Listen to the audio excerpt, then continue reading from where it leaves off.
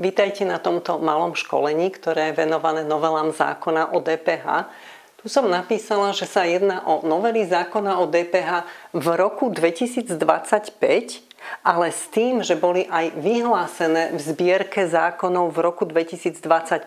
Pretože by sa dalo povedať aj napríklad zákon 102 alebo 354 z roku 2024, tiež môžem povedať, že sú novely zákona o DPH v roku 2025, lebo napríklad účinnosť niektorých z nich bola od 1. januára 2025. Ale tu som zameraná len na tie novely, tie zákony, ktoré vyšli v zbierke zákonov v roku 2025, týkajú sa zákona o DPH, nejakým spôsobom ho menia alebo doplňajú a zároveň aj ich účinnosť je v roku 2025. Takže posledná novela, to bol zákon číslo 364 z roku 2024, sa týkal aj zákona o DPH. Dobre, to bol rok 2024. A prvý zákon, ktorý sa týka, novelizuje aj zákon o DPH, je zákon číslo 26 lomeno 2025. Dobre, čiže prvý v roku 2025. Takže prvý, ako keby taká tabuľka, dobre? Zákon číslo, článok toho zákona, ktorý sa týka zákona o DPH a potom účinnosť. Takže tento zákon 26 2025, jeho článok 36, bolo ich tam ešte viacej, s účinnosťou od 1. apríla 2025 novelizuje zákon o DPH.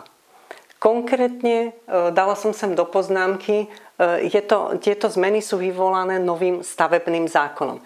Nechcem tým ale povedať, že stavebný zákon je zákon číslo 26, to nie, potom si povieme. Druhá novela v roku 2025, zákon číslo 77 lomeno 2025, konkrétne jeho článok 4 a s účinnosťou od 17. apríla 2025. Čiže vidíte, že v apríli boli dve novely zákona o DPH. A opäť do poznámky som dala, že týka sa to zmeny zákona o štátnej podpore nájomného bývania. Ten zákon o štátnej podpore nájomného bývania je zákon číslo 222 lomeno 2022 a toto je jeho novela. Tak môžeme sa najprv pozrieť na ten zákon 26.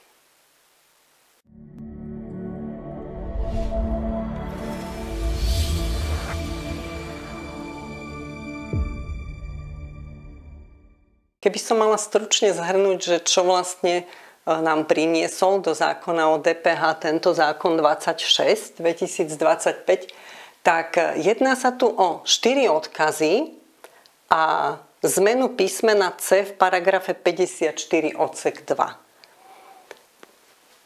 Odkaz k textu 19 mení sa tá poznámka pod čiarou. Dobre? To je ako prvé. Tento odkaz 19 by sme mohli nájsť v paragrafe 38, kde je dodanie a nájom nehnuteľnosti, konkrétne v odseku 1. Ten odkaz tam bol, tá 19 a aj tam je naďalej, čiže v tomto paragrafe 38 odsek 1 sa nemenilo nič, iba to smerovanie toho odkazu. Tá poznámka pod čiarou sa menila. Môžete sa pozrieť do materiálov, ktoré máte pred sebou, snáď. Ak nie, tak si to môžete vytlačiť. Dobre, čiže ten odkaz 19 nás smeruje na paragraf 7 odsek 1 stavebného zákona.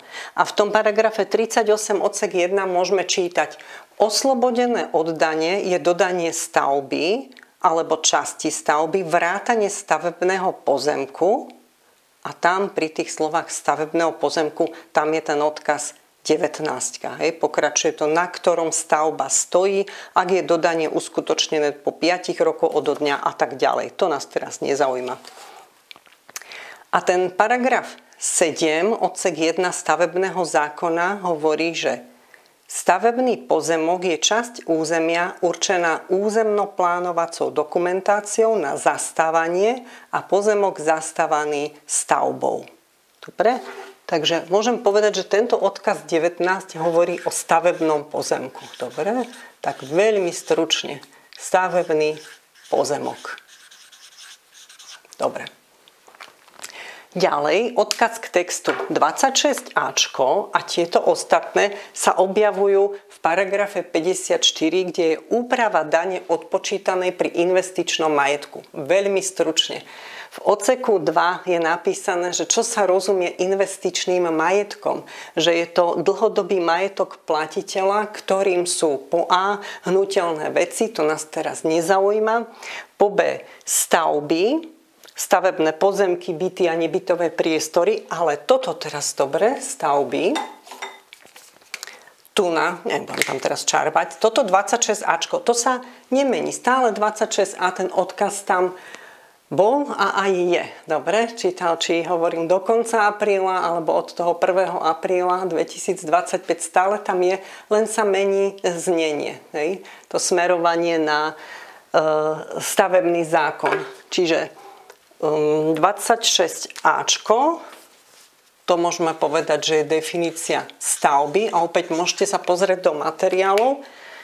26a nás odkazuje na paragraf 2 stavebného zákona. Hej? A ten paragraf 2 stavebného zákona má názov stavba a je tam teda definovaná stavba. Dobre? Takže tu sa to nachádza, ale nič sa nemení. Mení sa celé znenie toho písmena C. Ja som to porovnala s tým pôvodným znením a zvýraznila som tam takto. Toto ostáva, hej. Nadstavby stavieb, prístavby stavieb a toto je nové. Vstavby. Dobre? Takže, a tam je ten odkaz 26b.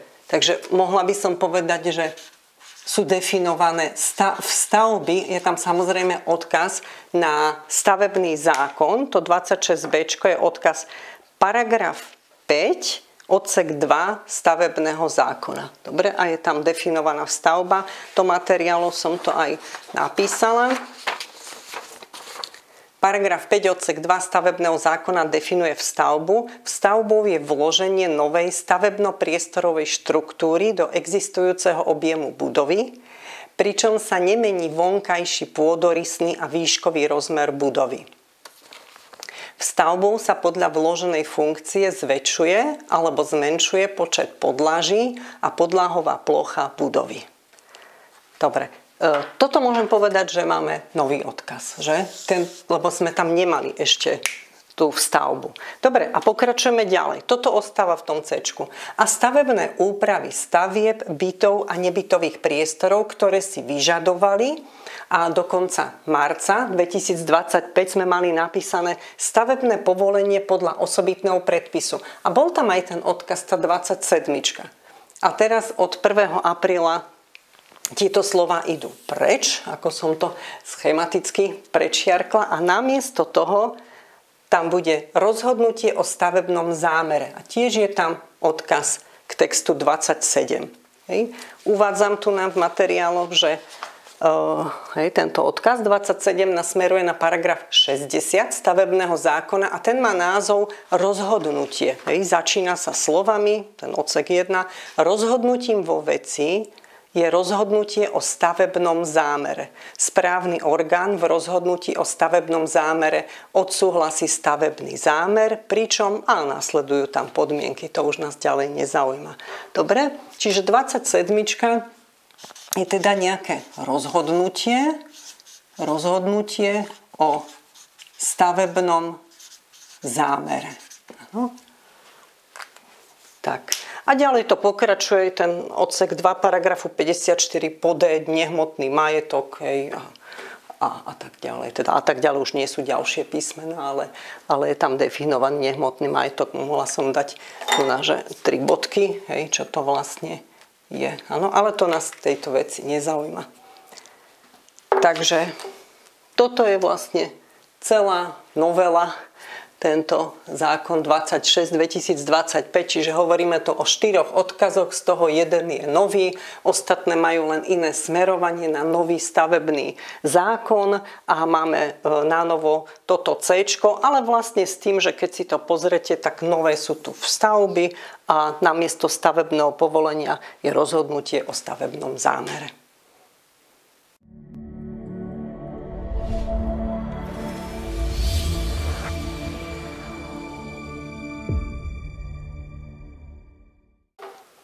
No a čo máme nové od toho 17.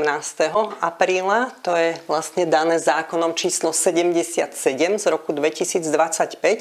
Tu sa nám to dotklo paragrafu 27 tretieho odseku, konkrétne písmen D a E. Uvidíte, že tam sú pridané rovnaké slová. A ďalej paragrafu 38, konkrétne odseku 5 a 8. Pozrime sa teraz na toto. Tu nás sa nepozerajte dole, dobre? Tu nahore. A plus ešte nový odkaz 6aj, ale to uvidíte. Dobre, takže paragraf 27,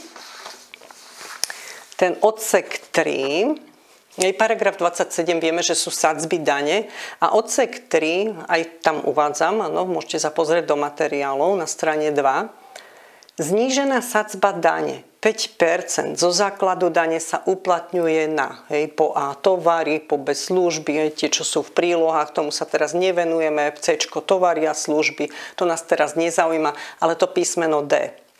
Dodanie stavby alebo časti stavby, vrátanie stavebného pozemku, na ktorom stavba alebo časť stavby stojí, ktorá spĺňa podmienky stavby štátom podporovaného nájomného bývania v rámci sociálnej politiky štátu a prijímateľom plnenia je prenajímateľ. A teraz sa sem vkladá od toho 17.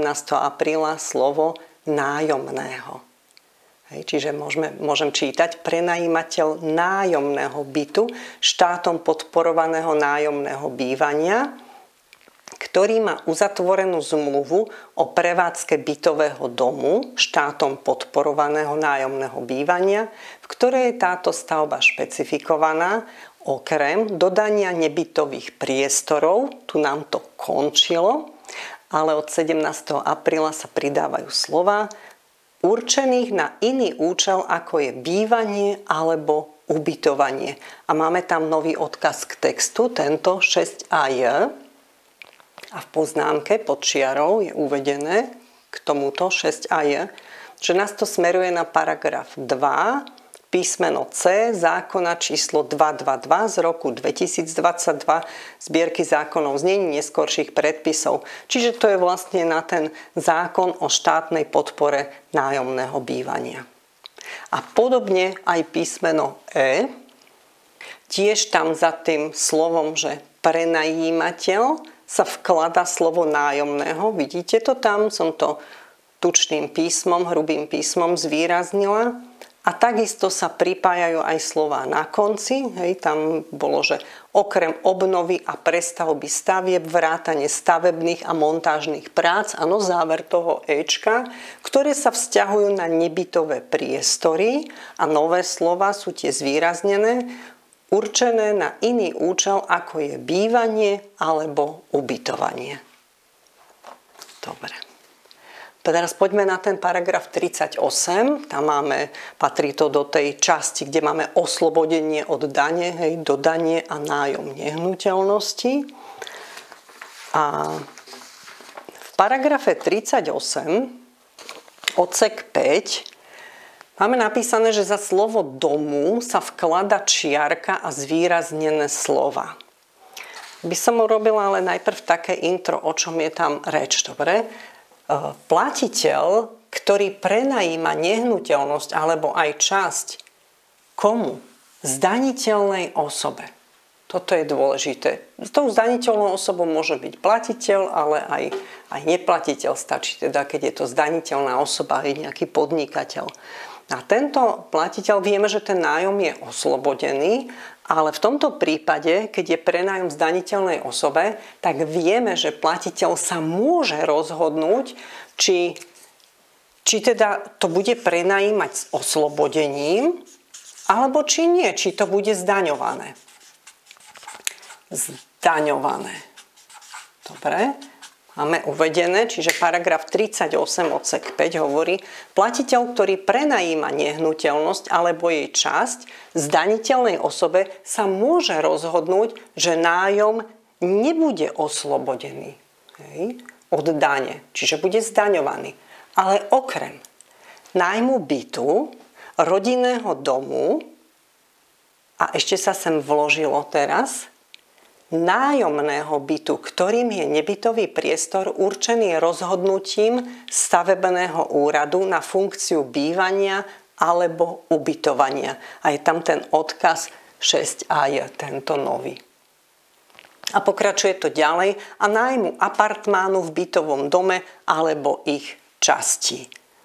Dobre, čiže keď sme hovorili, že sa môže rozhodnúť, či to bude oslobodené alebo zdaňované, tak vlastne v tejto kolónke to oslobodené určite zostáva to, čo sme čítali. Áno, že v tom sa nemôže rozhodovať, ak sa jedná o nájom bytu, rodinného domu alebo toho apartmánu v bytovom dome. A ešte sa vložilo aj to, čo sme čítali, že nájomný byt, ktorým je nebytový priestor, ale určený tým stavebným úradom na funkciu bývania alebo ubytovania. Čiže sa nám rozšírili tieto ďalšie typy prenajímanej nehnuteľnosti, kedy sa platiteľ nemôže rozhodnúť, že to bude zdaňované. Musí to byť oslobodené. Dobre? Čiže sme hovorili vlastne o tomto. A obdobne je aj paragraf 38 odsek 8, kde ale není reč o prenájme, ale o dodaní. Čiže napríklad predaj. Hej? Keď platiteľ dodáva stavbu, už nie je napísané, že odberateľom je zdaniteľná osoba.